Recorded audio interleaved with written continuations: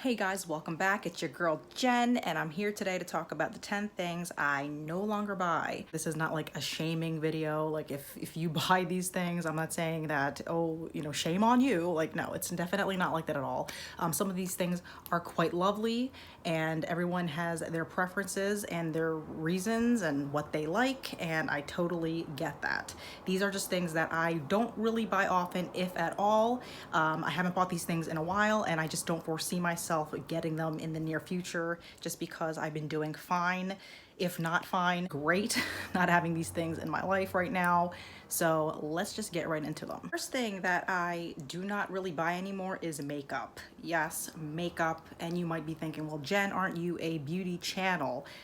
I am a beauty channel, and if you notice, a lot of my videos are not like haul videos. They're more like what I might want in theory type of things, or things I'm using up, project pan videos, shop my stash, like dealing with things I already own. At this point in my life personally, any new makeup that I bring in is pretty much like, it's kind of like the law of diminishing returns. Like I have so much already that, yeah, it's cool to try new stuff, and I appreciate new things, and I'm definitely not closed off to new products, but it's just kind of more of the same at this point. So unless it's something that I run out of, like a foundation, concealer, mascara, something like that, eyebrow products, I'm probably not going to be buying it. The last time I bought eyeshadow palettes was probably like 3 years ago-ish, if that just gives you any type of idea of how often I buy this stuff. So at this point, I think I have too much of it to use, and I don't think buying any more is gonna bring me any more joy than what I already have. Am I still into looking at new makeup online and like hearing what other people have to say about makeup? Absolutely. I'm always interested in what's out right now and hearing about it and just making notes about what's out there, but it's not something I need to buy anytime soon. The second thing I no longer buy are constant upgrades. Like, your iPhones get upgraded every so often. Even when it comes to the type of drinking cup you drink out of, there's always like a new brand coming out and new it thing. And don't get me wrong, like I think those things are great, and if what I have is no longer working or breaks or something and I need a replacement for it, then sure, I'll upgrade to whatever I need to that appeals to me. But at this point, I just kind of stick with my iPhone. Right now I have an iPhone 8. It works just fine. I don't see a need at the moment to replace it unless this one breaks, then sure. Travel mugs and stuff like that, like I know right now the Yetis are really popular. Maybe they're great cups. I'm sure they look like very sturdy and amazing, but this one still works for me.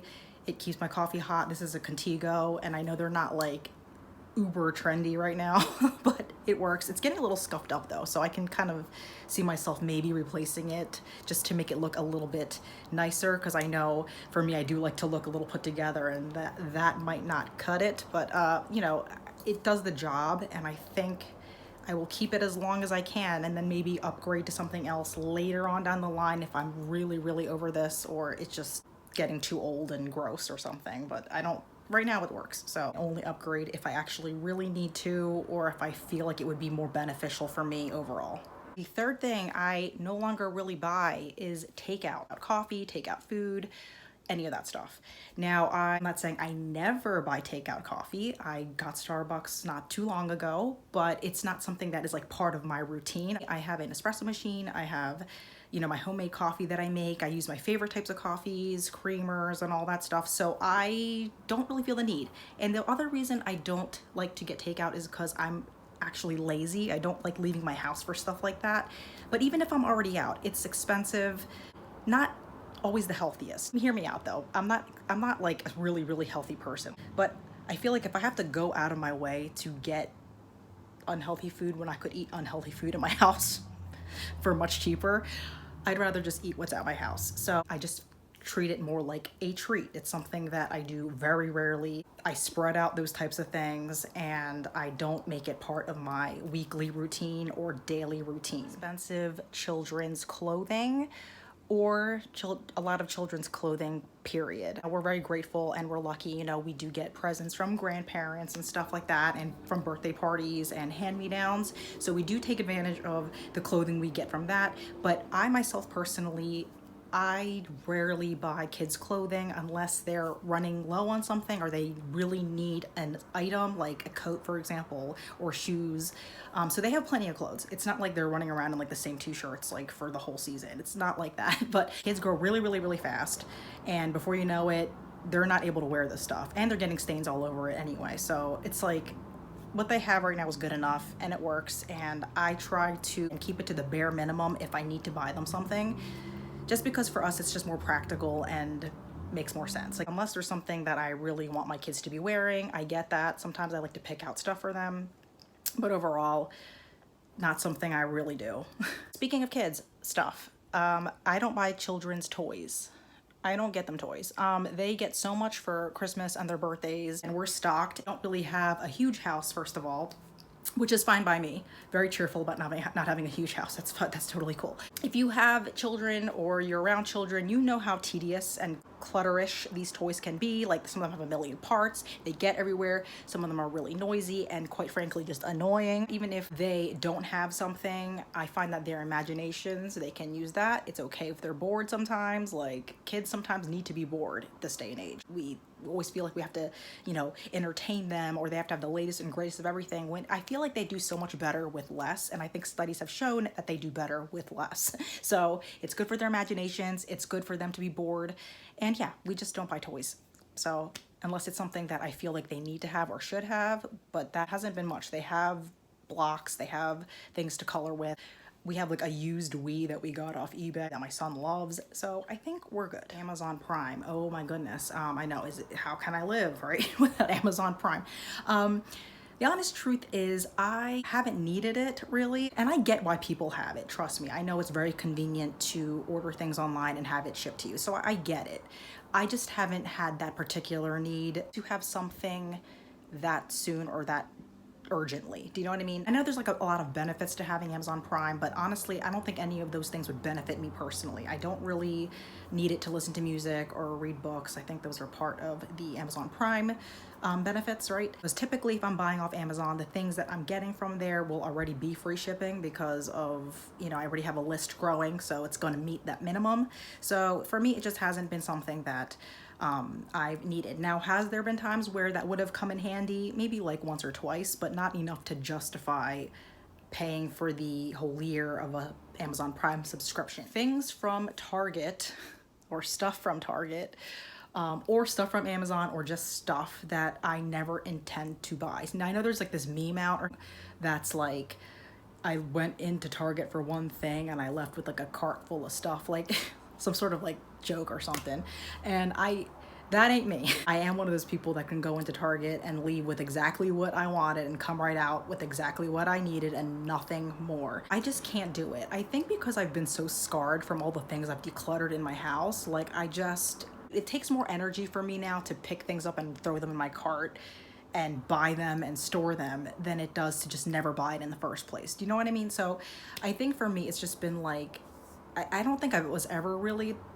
the kind of person that just went and bought things willy-nilly unless I had some sort of use for it. But yeah, I'm not one of those people who can like rabbit hole at Target and just like spiral and buy all this stuff. Target has some cute stuff, so I'm not trying to say that, but beware the cute stuff, guys, because that stuff adds up, and I've said that in a video before.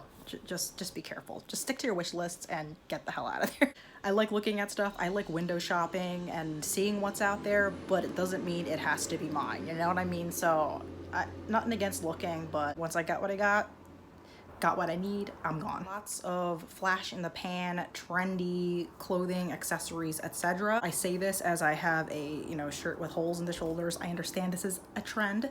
I got this probably like 3 years ago, guys, so it's not that new. So just putting that out there. I try to stick to the basics as much as possible, like, you know, your typical tees that you can wear for years without much trend involved. And nothing against a trend. I'm not against a trend. Like, for example, these hoops. I like hoops a lot, but I know that hoops are kind of like one of those trends that, is it even a trend? It's kind of like you can wear them forever, I think, and look fine. And I really enjoy them because I think they are so classic and they just kind of elevate you just a little bit without having to keep buying new ones, you know what I mean? Trends are a lot to keep up with, and I don't have time for that anymore, pretty much. And if you love clothes, that's great. Some people like really love clothes and love it as a hobby.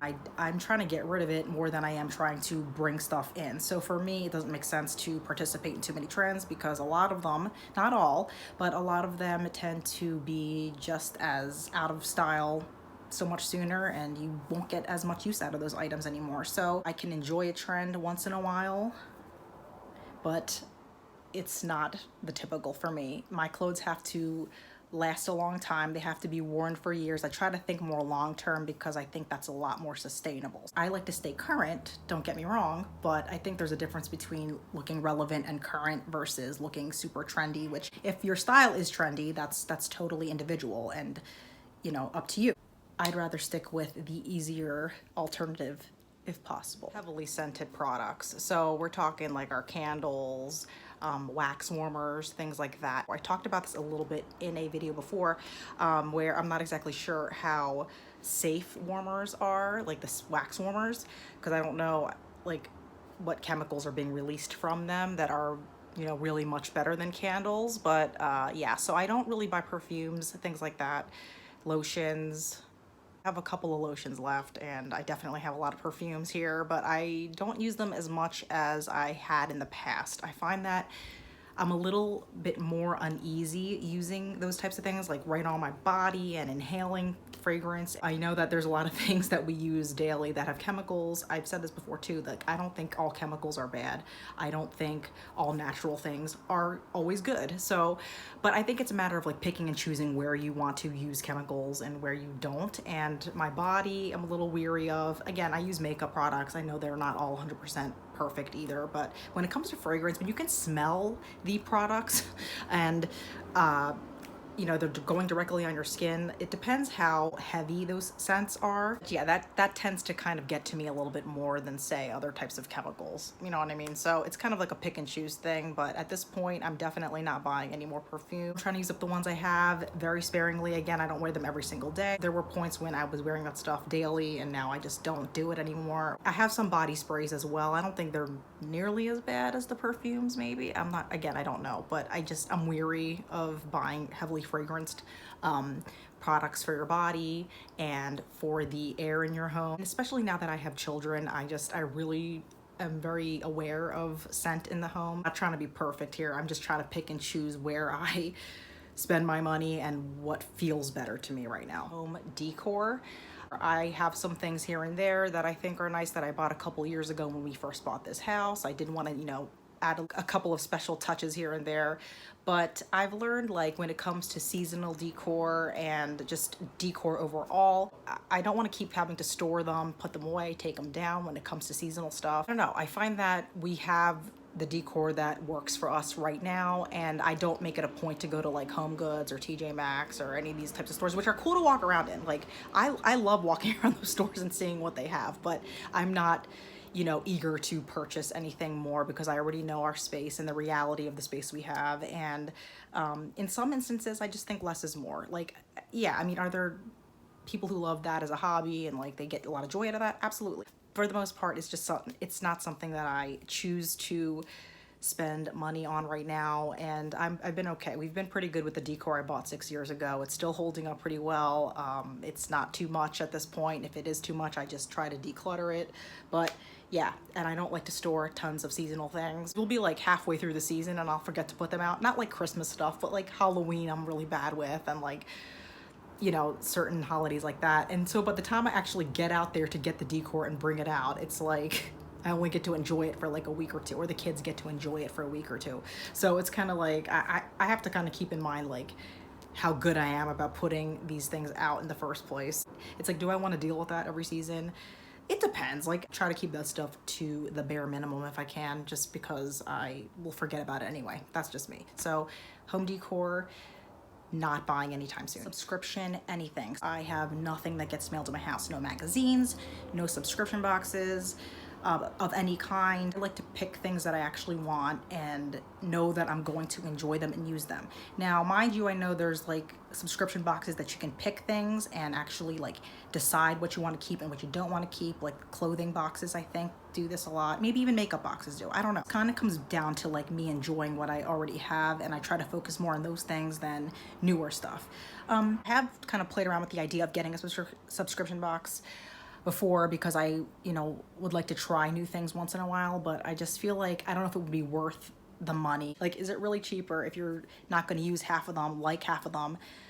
That kind of a thing. So for me, it would be just a waste. And when it comes to magazines and stuff like that, I haven't had a magazine subscription in years. I think they're nice to flip through if you're bored, I guess, but more often than not, I just felt like the magazines that I was looking at, a lot of them were just one big ad for all these products. And that's the last thing I want to be looking at, is that you don't have this, so you need this in your life and this in your life and that. It's like, I'm not into that. And that's what a lot of magazines tend to be. If you're looking at like commercial magazines that are like style based, not all of them, I think some of them have some like good articles in them and like some cool like artsy things to look at, but other than that, I just haven't found them appealing. Plus they kind of just sit around collecting dust. It's like, I don't look at them the way that I think I would look at them. They would just sit there. So probably won't be doing that in the near future at all. Have any of these things been things that you decided to quit buying as well? Let me know down below. Definitely give this a like and subscribe, and I will catch you in my next video. See you later, guys.